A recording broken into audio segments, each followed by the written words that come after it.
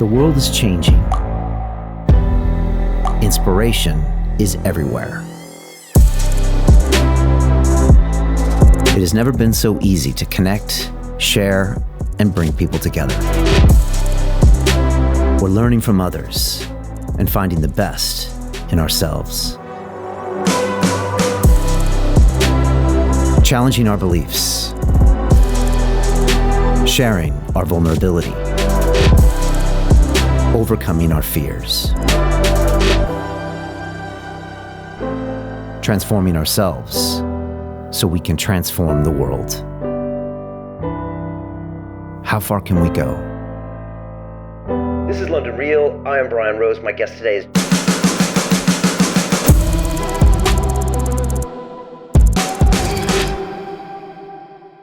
This is London Real. I am Brian Rose. My guest today is Professor Michael Levitt, the biophysicist, author, and lecturer. In 2013, you received the Nobel Prize in Chemistry for the development of multi-scale models for complex chemical systems, and you are currently a professor of structural biology at Stanford University. Your early predictions on the spread of COVID-19 went dramatically against mainstream opinion, and yet they are now described as being remarkably accurate. You've also criticized the use of lockdowns as a medieval weapon to combat the pandemic, saying they cost more lives than they save. Professor Levitt, welcome to London Real.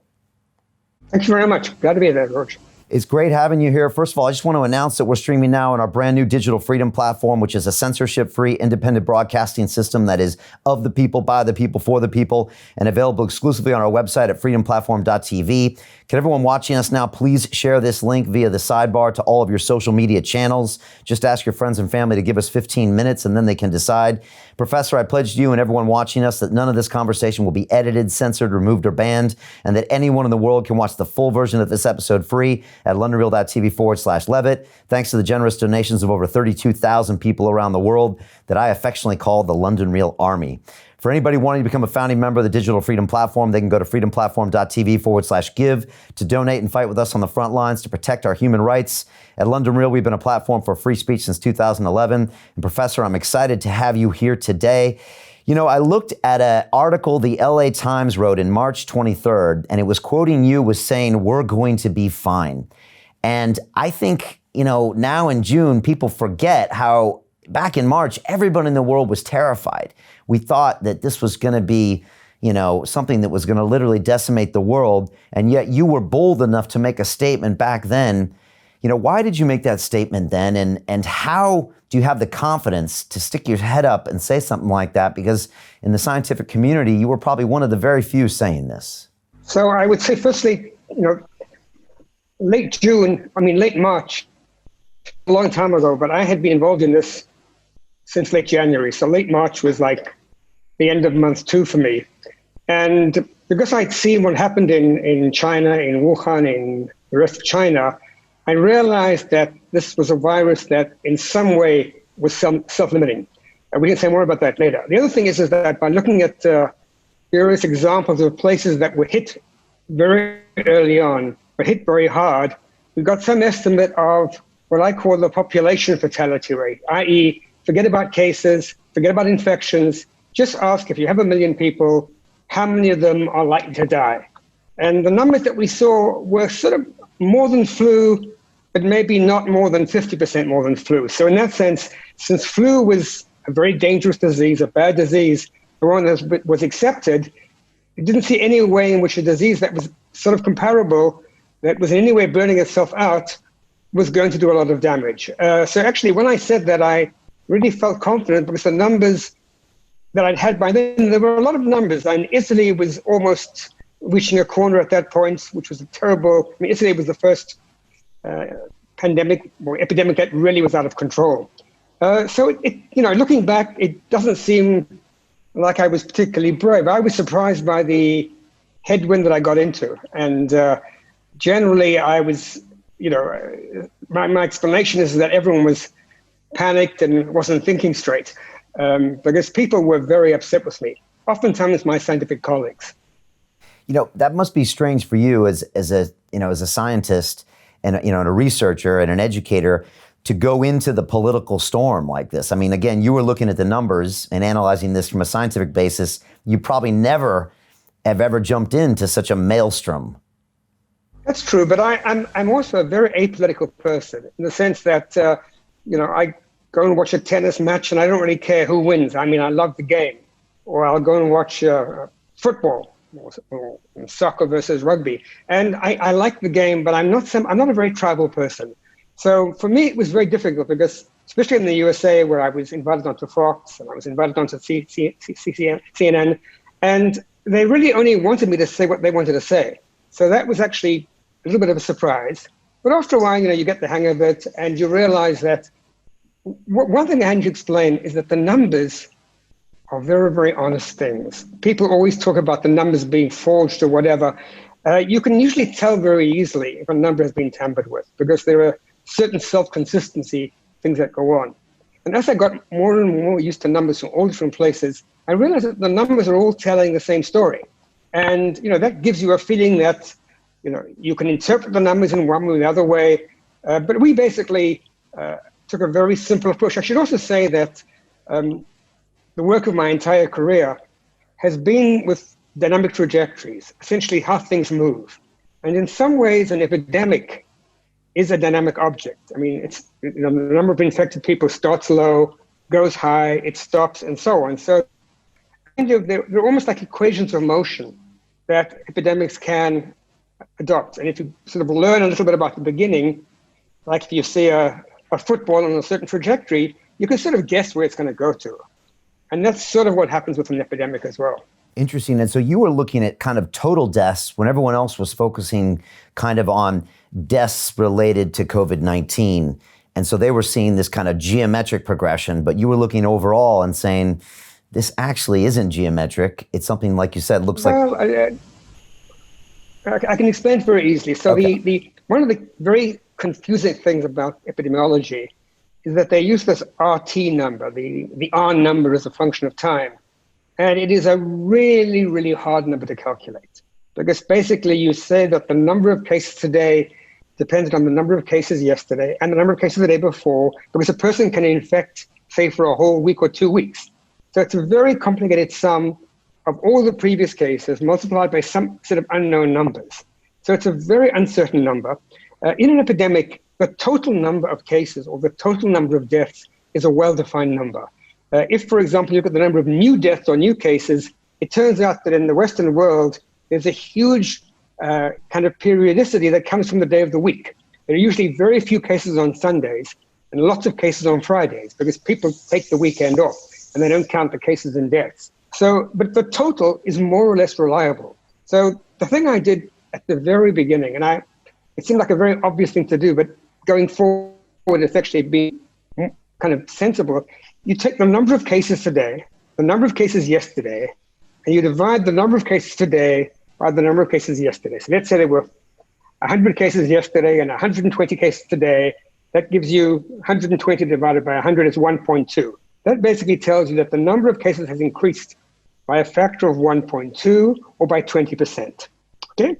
So that sort of says that if it's growing at 20% a day. You can do this with your bank interest or anything like that. Now, if things are really growing exponentially, you'd expect to get that same factor the day before yesterday and also tomorrow. So now you can wait a day and then take the number of today, divide by the number yesterday, and get the number. And what you find very, very quickly everywhere is that that ratio is getting less and less and less. So if on day 10, the number of cases is growing by 30% a day, then on day 11, it's growing by 28% a day. And day 12, it's growing by 26% a day. And you get this very steady decrease. And this is something which is not what you expect from exponential growth. If when you put your money in the bank, that's exponential growth. Compound interest is exponential growth. But you sort of expect, if they're giving you 10% a year, you don't expect to get 10% and then 9% and then 8%. And if you did, you wouldn't get very much money after 10 years. So basically, you see this in all the viral growth.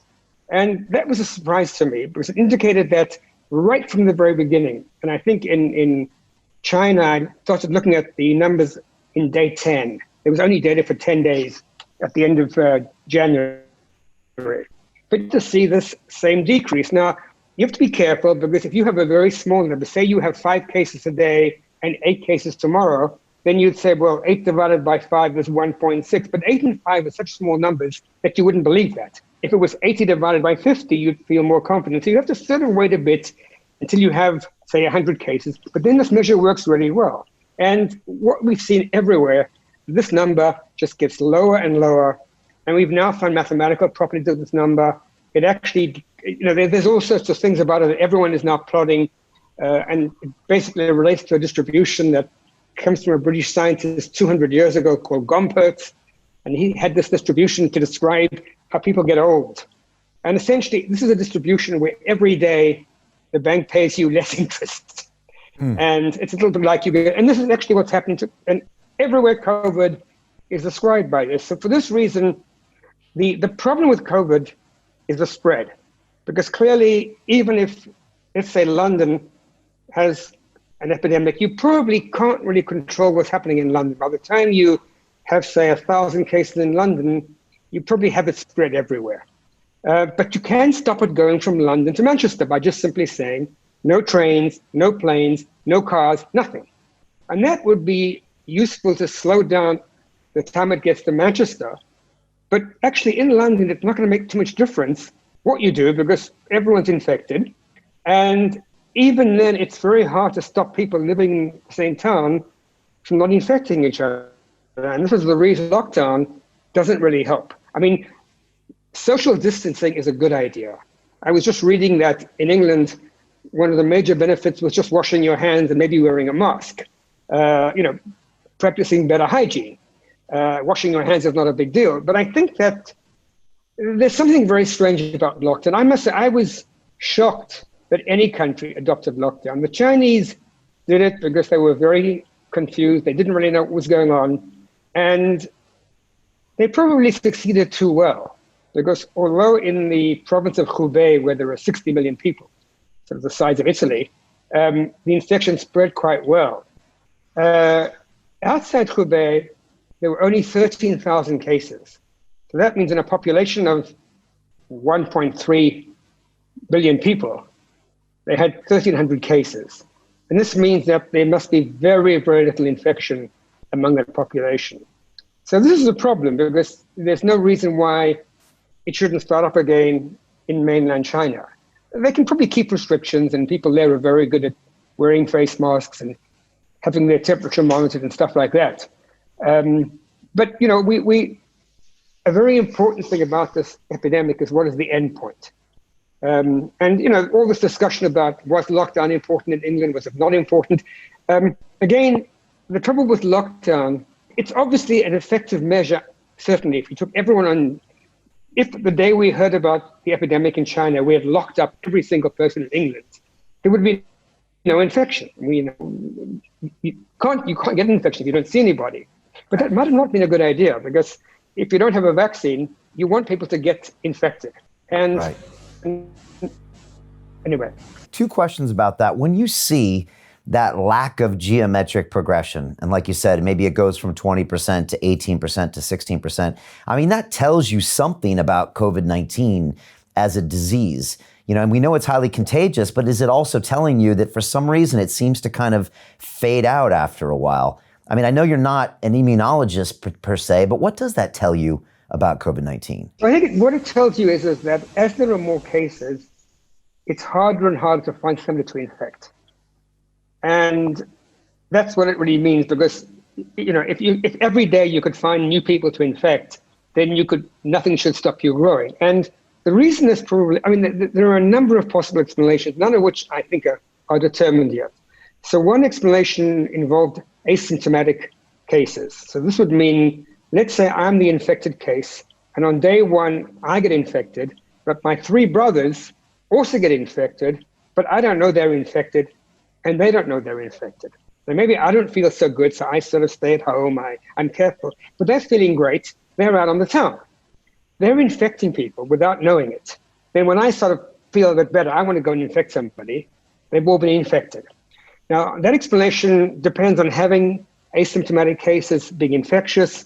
The World Health Organization released something that they want, although apparently it's not actually correct, and I'm not going to go into that. Another explanation would be that some fraction of the population already has some immunity to COVID. Now, you might say, well, how is that possible? I mean, this is a new virus, except that it's coronavirus, and half the viruses that cause just regular good old common colds are also coronaviruses. So people are now also finding, immunologists, that there's some potential cross-reactivity, or perhaps that the immune system is primed to be able to make antibodies to corona very easily. The bottom line is that in every major epidemic, every major outbreak, things have eventually burnt themselves out.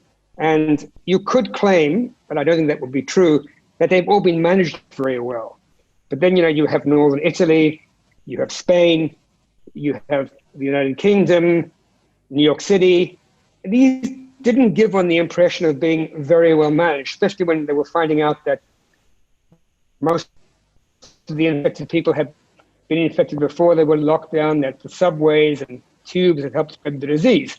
And when you look at all those people, you find that the number of people who have died, and I don't think death is important, but it's a proxy for how many people are infected. We can't measure infection, and it seems that although most of the deaths are people who are older, nobody is able to protect anybody particularly well. So deaths are a proxy for how much infection. In any case, the level of infection we get to is about 500 per million, which is 5 per 10,000. It's 0.05% of the population. So it's less. It's about a half per thousand.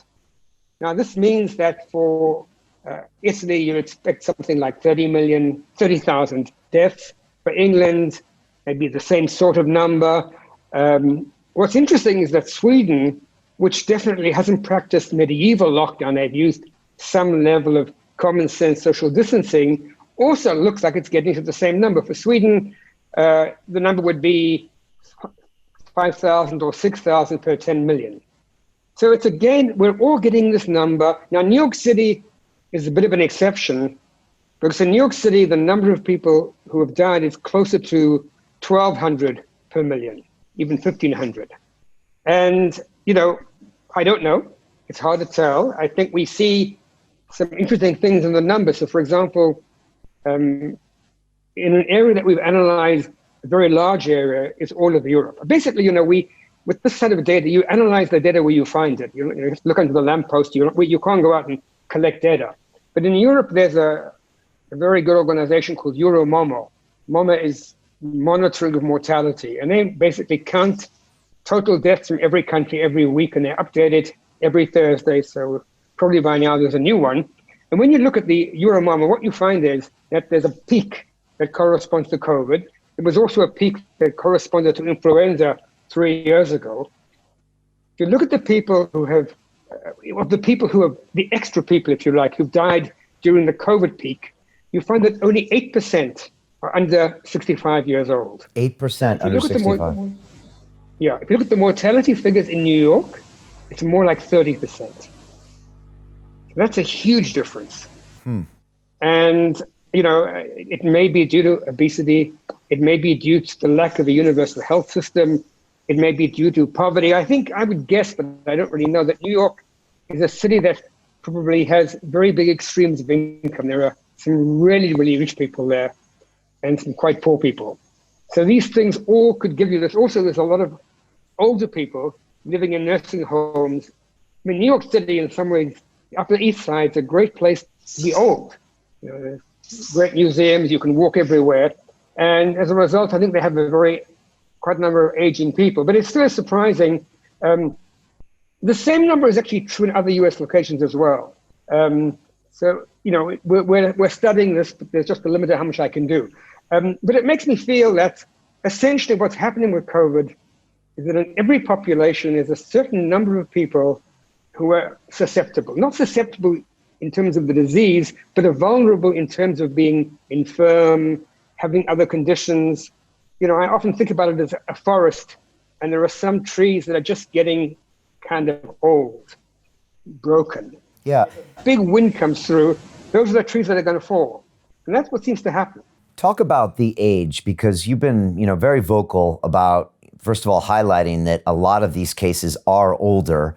And obviously there are the comorbidities, and also how we don't seem to discern between a 20-year-old life and an 85-year-old life, and the fact that the marginal gain of keeping an 85-year-old, alive one more year is obviously a significant cost. Can you just talk a little bit more about your thoughts on that? So it seemed to me to be obvious. And what surprised me was that people thought I was being really, really cruel. And I would say to people, okay, so, I'm 73 years old. I'm very aware that I've had 73 great years. I have a 16-year-old grandson. He's out of school. He's in California. His life is being endangered for me. And I kind of often see this thing in terms of the young versus the old. I'm a baby boomer. I was born in 47. Had it really good. I mean, when I was growing up, everything was opening up, easy to get into college, easy to get a job. We didn't have to compete with the generation above us because they hadn't really made it. And we had the best music. We had, everything was coolest. And we've got to remember that we're no longer, we still think we're the greatest thing on earth. But the fact is that all those young generations are the future. And I think there was a little bit too much emphasis on this. People will say I'm obviously wrong, because a lot of young people, will call me a granny killer. Now, my mother actually lived in London, and she's 105 years old. She's actually fine. I chat to her by Apple FaceTime quite often. But I still think that if we in a society, it is very self-serving for the old to think that they are more important than the young. Insurance companies handle this very well. If I want life insurance, no one will give it to me. They're going to say, at 73, you think we're crazy? Whereas if an 18-year-old wants life insurance, they'll give it to him. Now, no one's going to say, well, gee, this 18-year-old hasn't been to college, he doesn't have a Nobel Prize, we should give it to you. It doesn't work like that. You get a chance to live, you make the best of you can, and then you move on. But quite frankly, people, when I spoke like this and I tried to explain to them about indices like years of life lost, YLL, years life lost, or disability allowed life losses. These are things that insurance companies use. All doctors use this. If I went to my doctor and said, okay, I want a heart transplant. Gee, I'm a good guy. Maybe I'd get it at Stanford Medical School, but it wouldn't be fair. Because the fact is that you've got to give people, if you always let people who are older get more, then the young are never going to get a chance. And as a baby boomer, when I was growing up, I had it easy because all the people who were above me had the terrible time of growing up in the Great Depression or the Second World War. So, it isn't fair. But for whatever reason, and I kind of fear that there'll be a backlash, and that at some point the penny is going to drop and the young are going to say, okay, to keep somebody who's 85 alive for an extra 6 months, you've basically put me into a financial situation where I can't buy a house, my business has failed, I'm not going to be able to afford healthcare for my kids. In other words, and it's not fair. So, but I still don't understand, you could argue maybe it happened because most politicians are baby boomers, or maybe the media was spinning the story. It was very prevalent, especially in Israel, where, no one dared to talk about the things I've just said to you about years of life lost, or that perhaps, a soldier killed in the line of duty at the age of 20 is more than somebody who's lived a very full life dying from corona, because everyone dies from something. Dying naturally of old age, nobody dies naturally of old age. And even if you die in your sleep, it might be a stroke, it might be a heart attack. So, everyone dies of something. And just because you die with a little sticker on you saying COVID, that gets you onto the front page of the New York Times, whereas in the same period, another 600,000 people died in the USA from exactly the same age group, but they didn't die of COVID. So they didn't get memorialized. Now, if they had been, soldiers in any of the wars, that's special. These are the people who have really given their lives. But, no one who died of COVID really, and I think the hospital staff are different. Medical service people did give their lives to COVID, and they're the heroes. But they wouldn't cover the front page of the New York Times. There might be 500 of them at the most. So I think there's a lot of, I would say, dishonesty almost. I really don't believe that people really believe this. Although I must say I'm very active on Twitter now, which I love. My Facebook friends, many of whom aren't my Facebook friends anymore, would not buy this. They felt that death was death, and it didn't matter how old you were. So I mean, I know in America as well, there was kind of financial gain for classifying as COVID-19, because I think you got the federal funding for the hospitals, and the hospitals, some of them were going bankrupt anyways because the rest of the wards were empty. And then I heard there was extra funding for putting them on a ventilator. And then, of course, it seems like the reclassification was, to the benefit of mainstream media for eyeballs, or politicians to justify this medieval lockdown. Even in London now, it seems like, why haven't we stopped this lockdown? But it feels like if we stop it, it feels like they lose face because it makes them look like they made a bad decision. But I mean, the economic sacrifice doesn't seem worth it. It definitely wasn't. You know, if you look at the economic sacrifice, and let's just say, so again, taking all of Europe, where there's very good numbers, the total death toll from COVID in Europe, and Europe was definitely hard hit, is 30% more than the flu of 2017-18 in Europe. Now, that wasn't a particularly bad flu year. I think 2009 was worse, but I wanted to use exactly the same database, essentially on the same page they have the last 4 years. So they have COVID as a peak in the excess death, and then they have a peak in 17-18. And when you add those up, you find that the COVID it might still go down, but up till now is about 30% higher than the flu, but it can well come down because there would be people who died and others. Now, when you look at those deaths, again, in the age groups, the age group deaths from COVID are indistinguishable from those with flu. In both cases, 8% under 65, and in both cases, 50% over 85. So that is really the burden of death in Europe. And I think Europe is, and that includes England. I mean, the United Kingdom is in there. So they're part of this whole thing. And then, it may be worse in other countries, but that's sort of the excess. And it's not much worse than flu. Now, the economic burden it's not just the economic burden, but the economic burden is going to be huge. It's going to be very hard to restart economies. I've seen this in Israel, that now we're about a month out of the lockdown. A lot of people don't really want to work. It's interesting. I guess I've been working harder in the last 4 months ever before in my life. Me too. People have been reading, I'm sure, but a lot of people haven't. And and I like working. I love my job. But maybe if I was, packing vegetables, I'd say, well, gee, it's quite nice to be at home with my kids and so on. Then also there's a very big price socially. I think in Israel, there's been a lot more domestic violence. I think a lot of kids have had a hard time being with their parents. I know that in the United States, suicides are going up. In some ways, it's been a massive tear in the social fabric. That may be a good thing. Usually after things like this, you get a reshuffling, and people who were excluded can become included again. But it's a very strange phenomenon, and one which makes me realize that the world better smart up very soon, because we've got some big ones coming down the pike. I mean, global warming is not going to be something like this at all. It's going to be infinitely worse.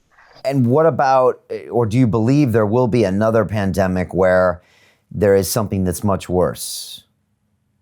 I don't know. I think that it's very easy to predict disasters. People, there's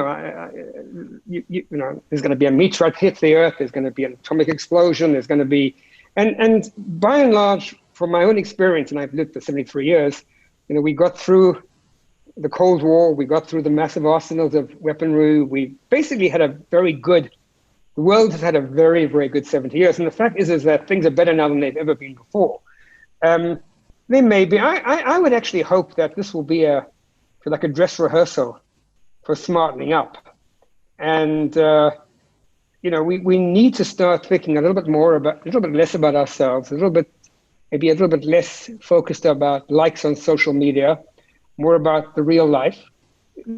It was a thing that we were sort of drifting into a time when, automation would take over all the work. We would be unemployed. People would live forever. And that no longer seems so likely. And it's a good thing it's not, because there's an awful lot of people for whom that wouldn't have been the model. That was the model for the top 1%.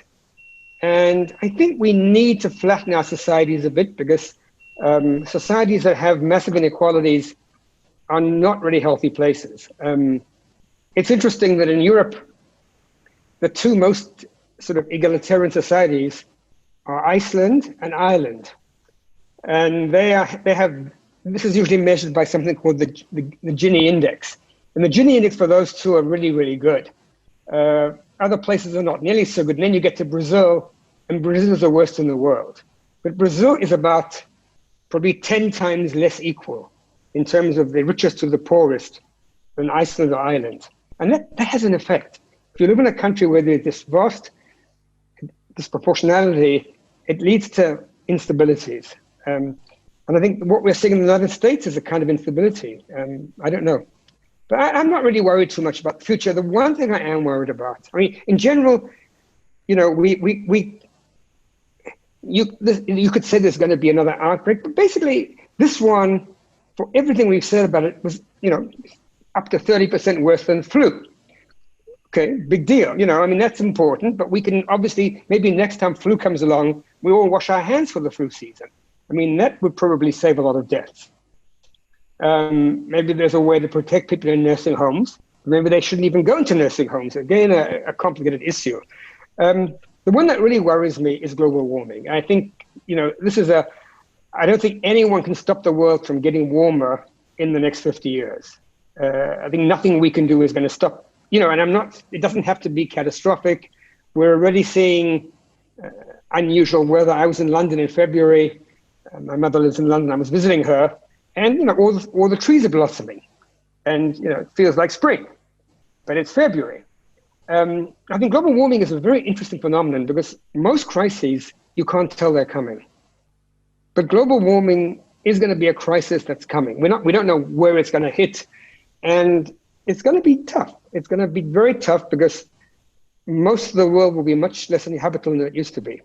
Yeah, no, I appreciate that thought. You know, it's interesting what you say about people going back to work because, you know, we're kind of opening up in London. I think as of Monday, non-essential businesses are being encouraged, and yet I think a few things are happening. First of all, Professor, there's a lot of people that are still very scared.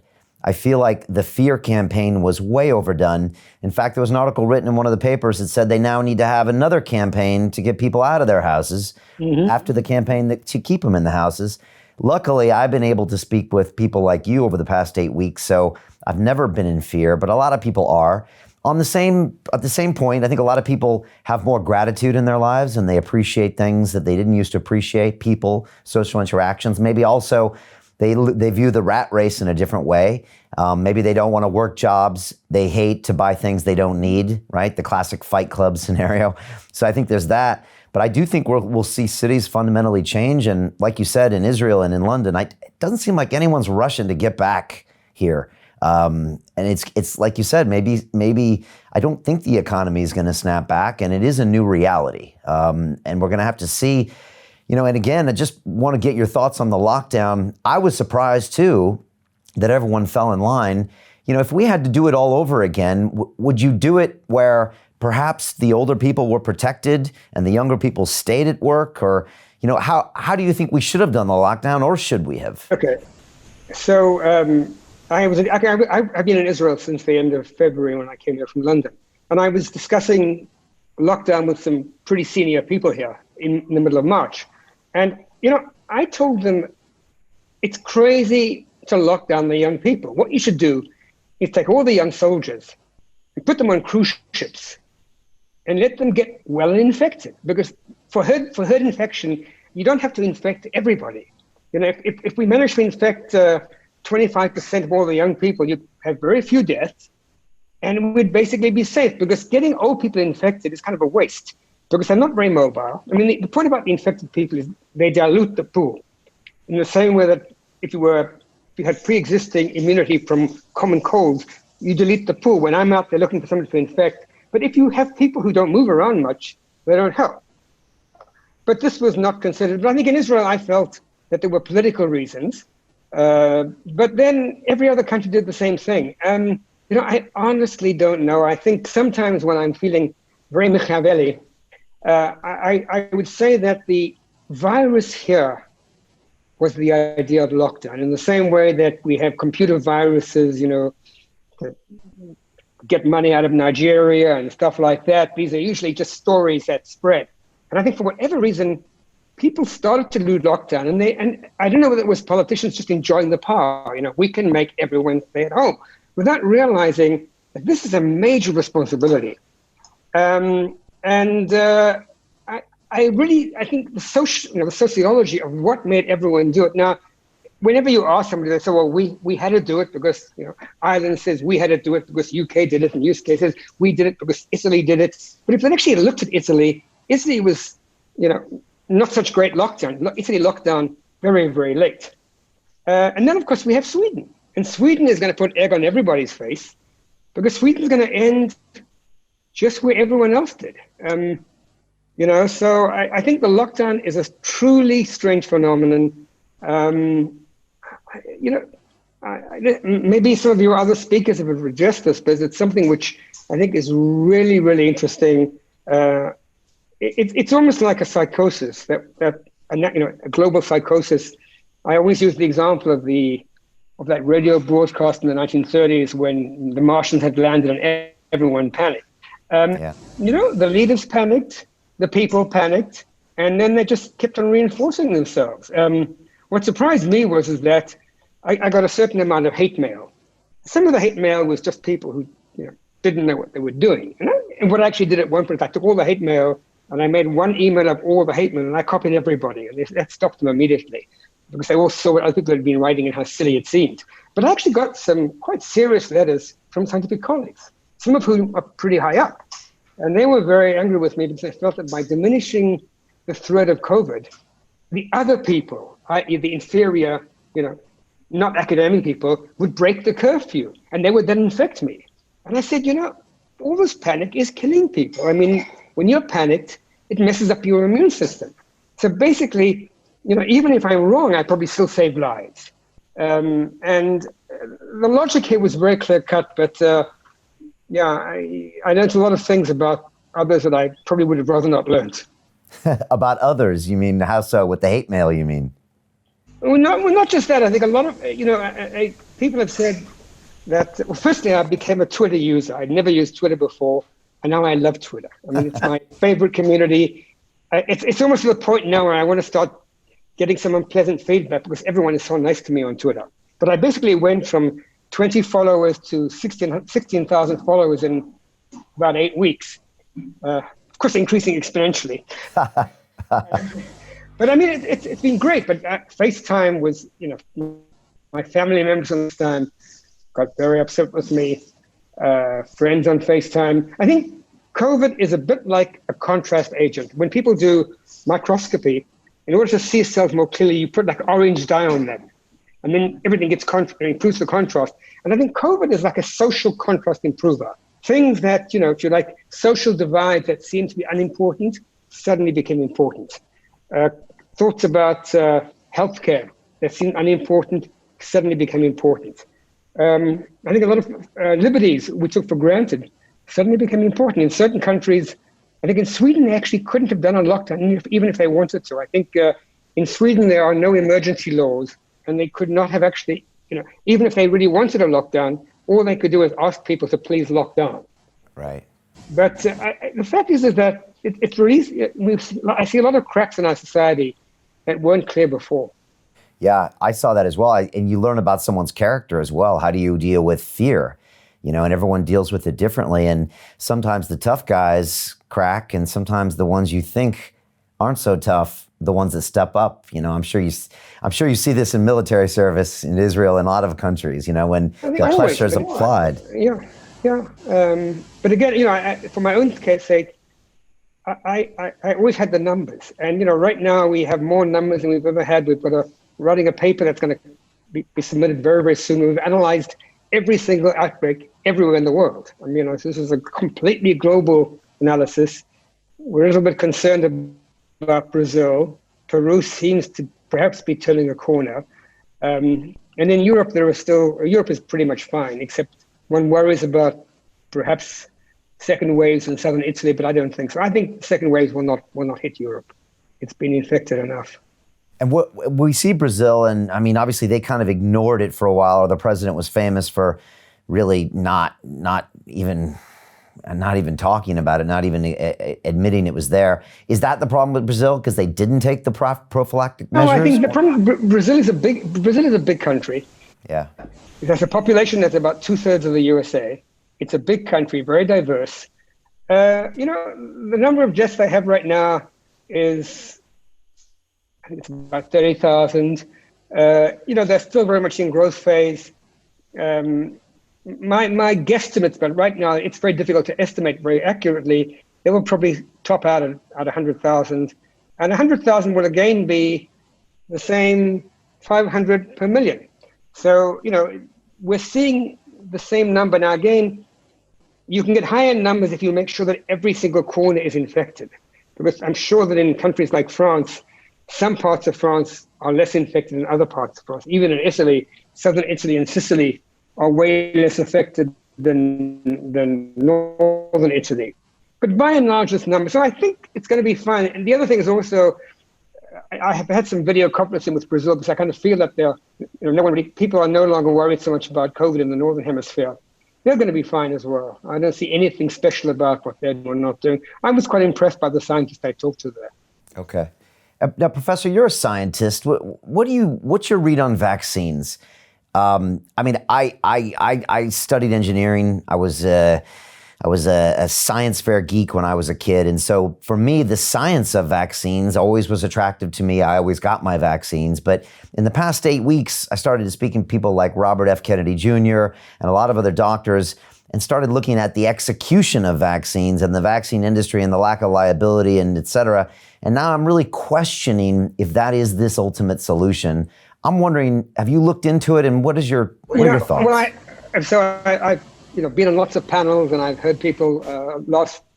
On the past Friday, there was a panel actually held by the European Molecular Biology Lab, where they actually reached out to scientists, and there were 4 of us. And one of the people was a vaccine expert with GlaxoSmithKline, and he said that to develop a vaccine actually takes about 20 years, and because vaccines are given to everybody, safety is incredible. So if a vaccine, kills 100 per million, that's about the same level as COVID. You can't tolerate that. He said that in past epidemics, when they rushed to make a vaccine, it was usually ready afterwards, and not in time for the thing. Coronaviruses, it would be a really good idea to make a vaccine against the common cold. I mean, the economic costs of common colds is huge. And if you could get vaccine once a year and common cold for that year, people would queue up for that. And they can't. So I just don't know. I think that, one would hope that science has improved. In some ways, it's very sad to say that we had a medieval lockdown. We could have had a smart lockdown in many, many ways. I mean, the phone could have been useful for other things than food delivery. And it really wasn't used that way. So I don't know. My feeling is that most of the northern hemisphere is okay, perhaps except for China. So the one country that has a massive need to get a vaccine is China. On the other hand, China might be able to control this in a smart way by people are very well monitored in China. Whenever you cross the road, you're photographed. My guess is the same cameras that are photographing you could easily take your temperature by putting in an infrared filter.